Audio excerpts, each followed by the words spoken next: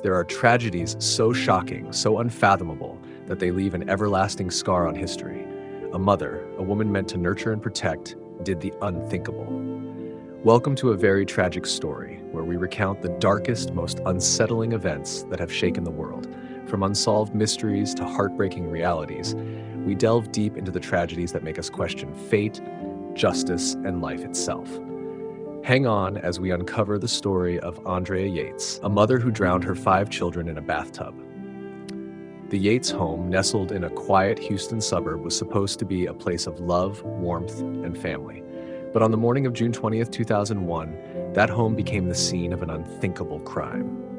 Andrea Yates, a devoted mother of 5, woke up with a sense of unwavering determination. She had spent weeks battling voices in her head, whispers that told her she was an unfit mother, that she had ruined her children, that they would be condemned to hell unless she saved them. That morning, after her husband, Rusty Yates, left for work at NASA's Johnson Space Center around 9 a.m., Andrea made her move. She locked the family dog in a cage to prevent it from interfering. Then she turned on the bathtub faucet and let the water rise. The air in the house was heavy with silence. The only sound was the soft trickling of the water. One by one, she brought her children into the bathroom. Andrea started with her youngest.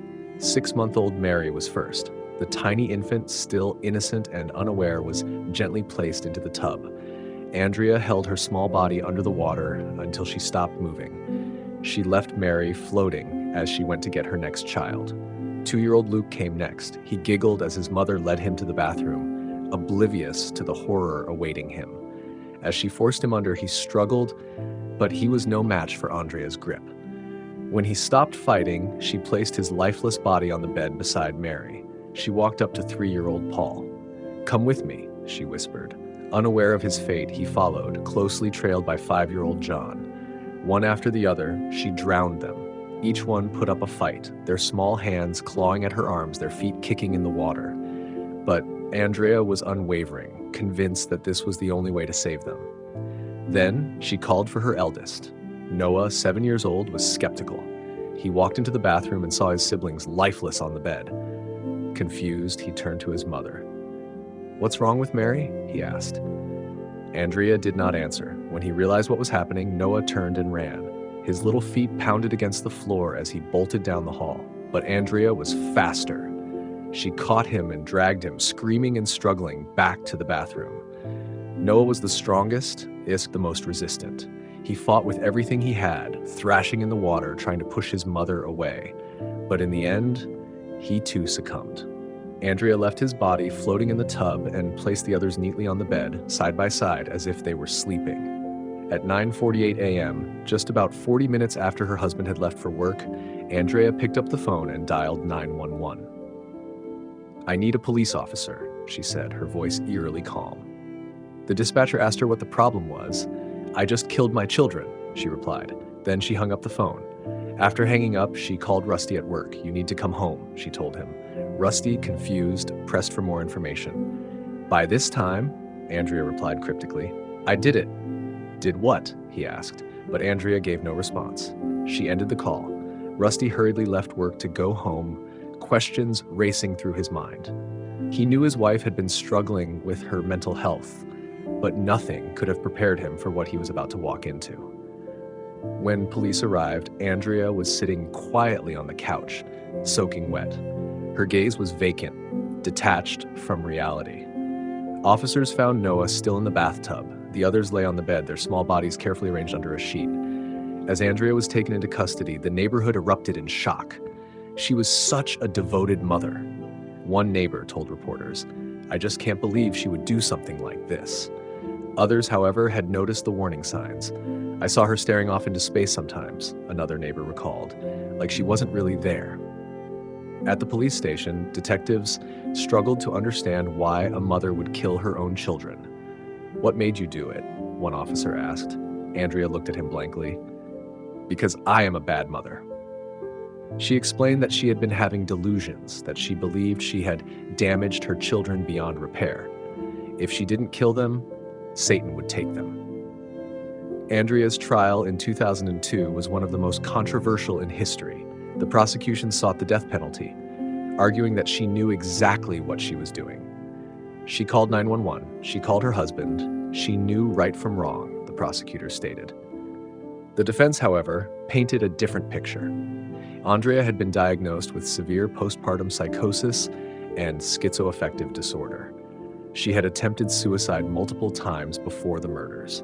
She had been prescribed powerful antipsychotic medication, but doctors had recently taken her off one of the most effective drugs, Haldol, just weeks before the tragedy. Her psychiatrist had explicitly warned Rusty that she should not be left alone with the children. But Rusty, following the advice of a controversial religious mentor, believed Andrea just needed more love and spiritual healing. One of the most chilling moments in court came when the prosecutor asked Andrea why she killed her children. "To save them," she replied. Those present in court could not believe their ears or how blank Andrea was. The jury was torn. After hours of deliberation, they found Andrea guilty of capital murder. She was sentenced to life in prison, but the case was far from over. In 2006, Andrea's conviction was overturned when it was revealed that a prosecution witness had lied. He had falsely claimed that Andrea had seen an episode of Law & Order featuring a woman who drowned her children and used insanity as a defense. This episode did not exist. At her retrial, a new jury found her not guilty by reason of insanity. She was sent to a high-security mental health facility instead of prison, where she remains to this day. But what happened after? Before the Andrea Yates incident, postpartum psychosis was something few people talked about. Many dismissed it as baby blues or just another form of depression. But after this case, everything changed. Mental health organizations, including Postpartum Support International, PSI, began pushing for more awareness, better screenings, and proper treatment for mothers suffering from severe mental illness. Women across the country started sharing their own experiences. Some admitted they had terrifying thoughts after giving birth, but were too scared to speak up. Others said they sought help, but were ignored. The Yates case forced people to listen. Texas lawmakers discussed potential legal reforms in response to the case, particularly regarding how postpartum psychosis was handled in court. The insanity defense became a hot topic. Should someone suffering from severe psychosis be treated as a criminal or as a patient? Andrea Yates' case became a turning point in legal discussions about the insanity plea and mental illness in the criminal justice system. Rusty Yates, Andrea's husband, was one of the most controversial voices in this case. Many blamed him for leaving her alone with the children, despite doctors' warnings. But Rusty took a different approach. He forgave Andrea. Though Andrea Yates remains in a psychiatric hospital today, her story changed the way people see maternal mental health. The tragedy of the Yates children will never be forgotten. 5 young lives lost to a mother's torment.